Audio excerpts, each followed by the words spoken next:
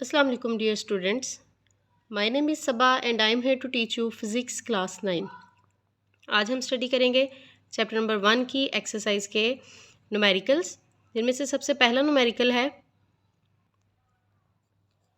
Calculate the number of seconds in a day, week, month and state your answer using SI prefixes.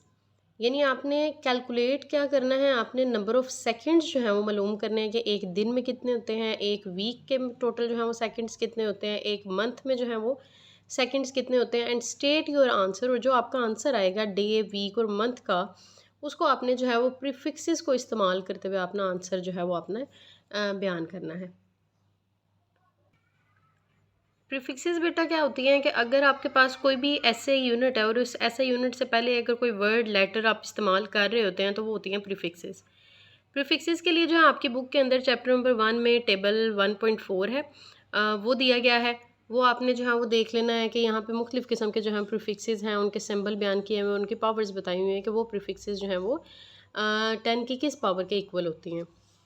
इनमें से जो ज़्यादातर इस्तेमाल होते हैं वो हैं जी आपके पास पीको है, नैनो, माइक्रो, मिली, सेंटी, उसके अलावा डेसी हो जाता है, किलो हो जाता है, मेगा हो जाता है। ये ज़्यादातर जो है वो आपके पास प्रीफिक्सेस हैं जो ज़्यादातर इस्तेमाल हो रहे होते हैं। यहाँ पे जो आपकी बेटा स्टेटमेंट थी उसके अकॉर्डिंग जो है आपने सेकंड नंबर ऑफ सेकंड्स मालूम करने हैं डे, वीक और मंथ में।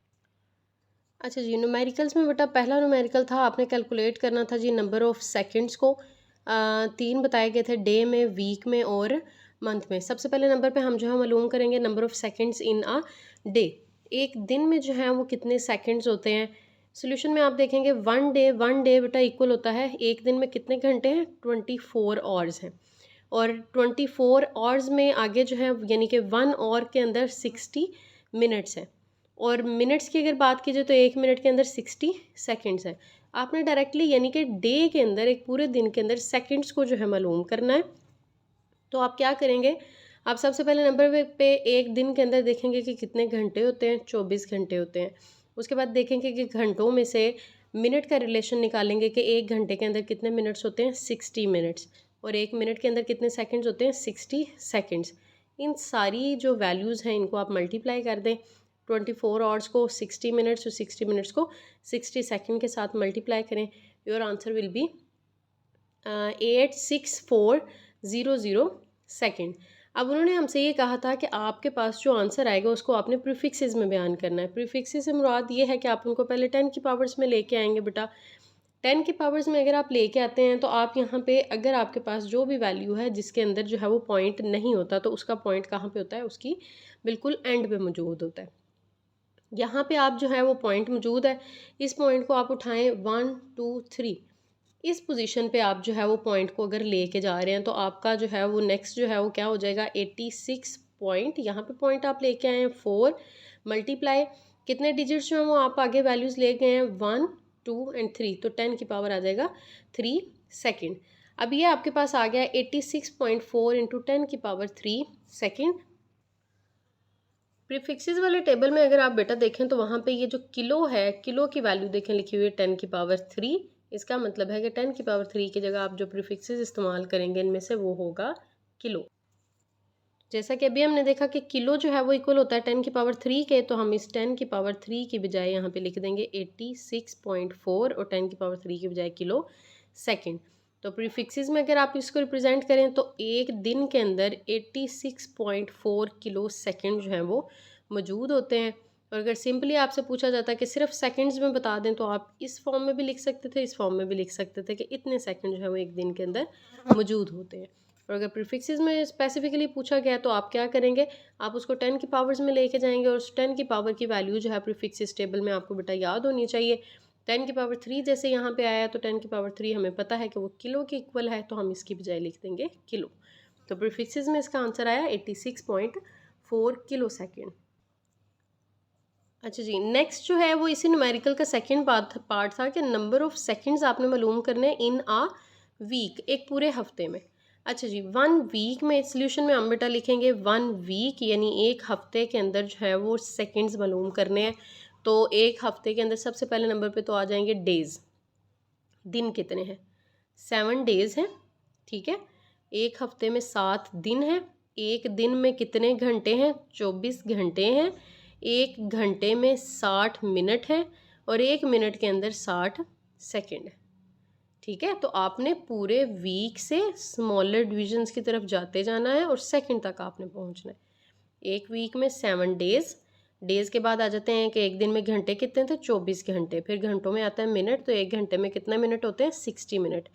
मिनट्स के बाद आते हैं सेकंड्स, तो एक मिनट में कितने सेकंड्स होते हैं? 60 सेकंड्स। इस सारी वैल्यू को आप मल्टीप्लाई करें तो आपके पास ये आ गया टोटल सेकंड्स, ठीक है। लेकिन उन्होंने हमसे जो है वो सेकंड्स जो है वो पूछे हुए हैं, नंबर ऑफ सेकंड्स ही पूछे हैं, लेकिन उन्होंने कहा अपने आंसर के साथ आपने प्रीफिक्सेस में उस आंसर को बयान करना है। अच्छा जी, अब आपके पास जो है वो ये आके सेकंड्स, इन सेकंड्स में से आपने क्या किया? 1 2 3 डिजिट जो है पॉइंट को आगे ले जाए। यहाँ पे जब आप लेके गए तो ये बन गया 604.8 मल्टीप्लाई कितने डिजिट्स आगे गए हैं? 1 2 एंड 3, तो 10 की पावर आ गया 3 सेकेंड।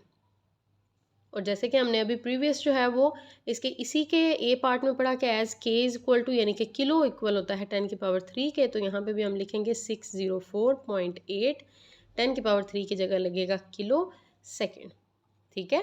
तो ये आपके आगे number of seconds in a week. इस न्यूमेरिकल का थर्ड जो है वो सी पार्ट है, नंबर ऑफ सेकेंड्स आपने मालूम करना है इन आ मंथ, एक महीने के अंदर। अच्छा जी, 1 मंथ, एक महीने में कितने दिन होते हैं?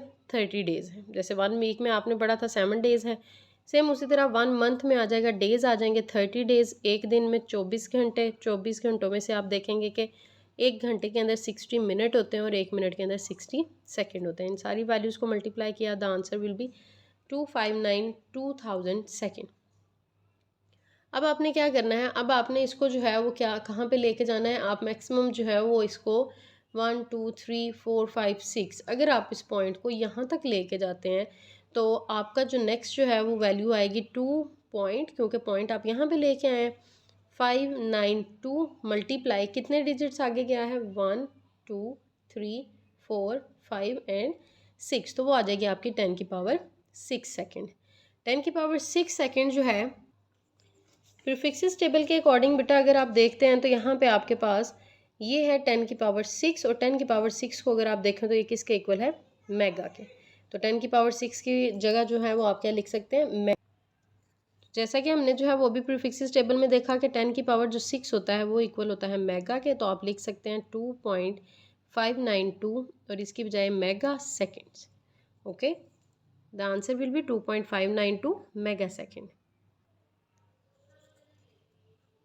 The next 1.2 numerical statement is state the answer of problem 1.1, यानी जो ऊपर हमने अभी मालूम किए हैं उनके जो आंसर आए हैं प्रॉब्लम 1.1 के, उनको आपने बयान करना है इन साइंटिफिक नोटेशन।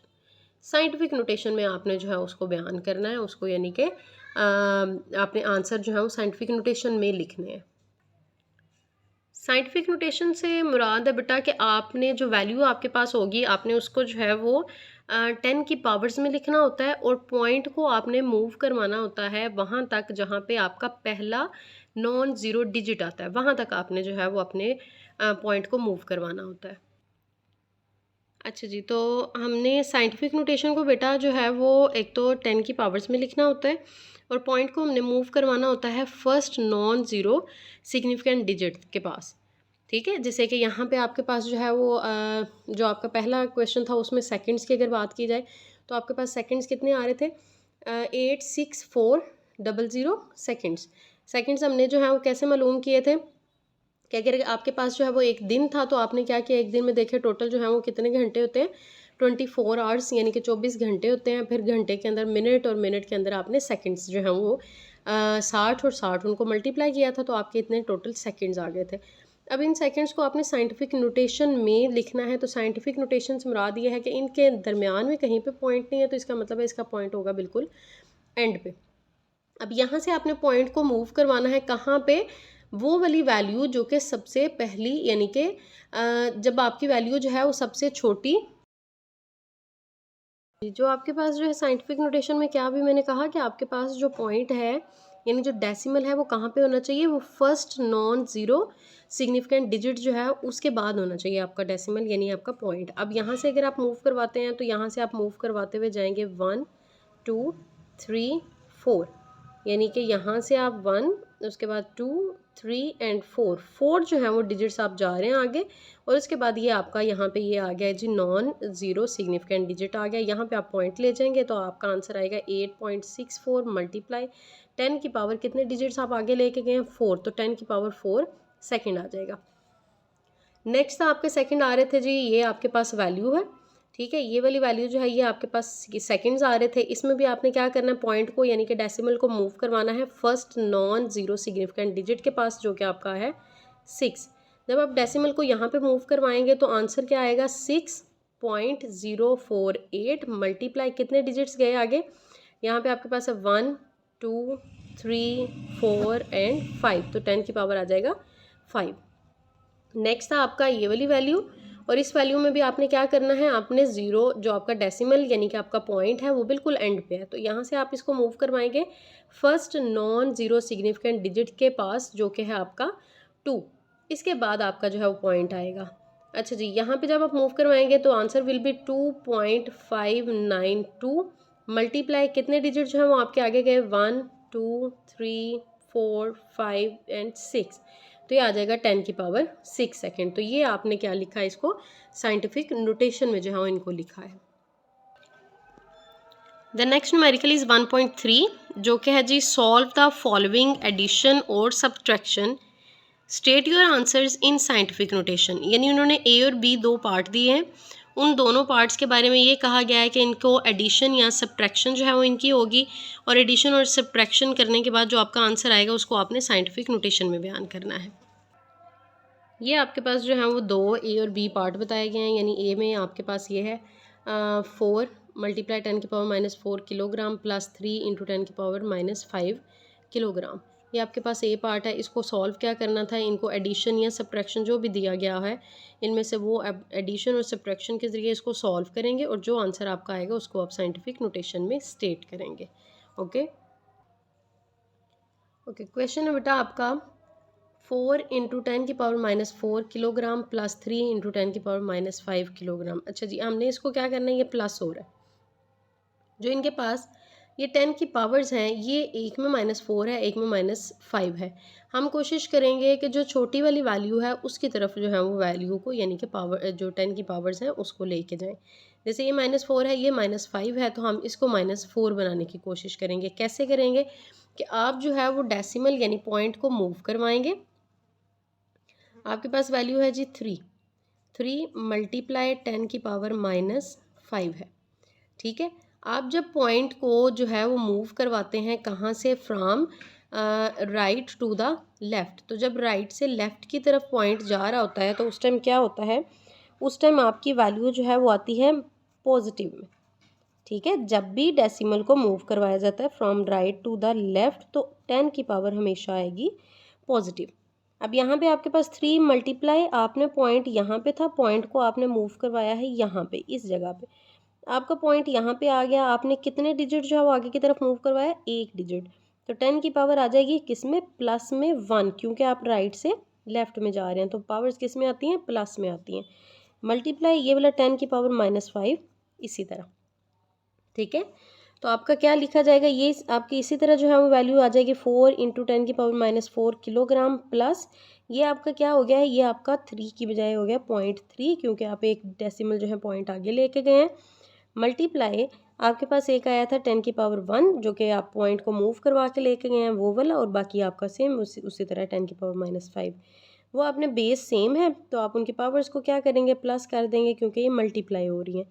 तो 10 की पावर -5 प्लस 1, उसके बाद आ जाएगा ये वैल्यू सेम इसी तरह नीचे उतर आएगी 4 मल्टीप्लाई 10 की पावर -4 किलोग्राम प्लस ये 0.3 मल्टीप्लाई 10 की पावर -5 में से +1 निकालें तो माइनस का 4 आ जाएगा। उसके बाद आप क्या करेंगे, आप यहाँ पे 4 में प्लस कर देंगे 0.3 मल्टीप्लाई ये आपकी जो वैल्यू है ये सेम है, इसको आपने कॉमन ले लिया 10 की पावर -4 और आपका यूनिट भी सेम है यानी कि किलोग्राम। 4 और 0.3 को आपने प्लस किया तो आंसर विल बी 4.3 मल्टीप्लाई 10 की पावर -4 किलोग्राम। ये आपका आंसर आ गया जी साइंटिफिक नोटेशन में after the addition. The next part is 5.4 into 10 की पावर -6 माइनस 3.2 मल्टीप्लाई 10 की पावर -5 मीटर। अब यहाँ पे भी आपके पास बेटा यहाँ पे पावर है -6 में, यहाँ पे है -5 में। आप क्या करेंगे, आप -6 को -5 में सेम उसी तरीके से लेके जाएंगे। वैल्यू है जी आपके पास 5.4 इंटू 10 की पावर -6। आप क्या करेंगे, आप इसी डेसिमल को फिर से जो है राइट से लेफ़्ट की तरफ लेके जाएंगे, और जब हम राइट से लेफ़्ट की तरफ जाते हैं तो 10 की पावर क्या आती है, प्लस में।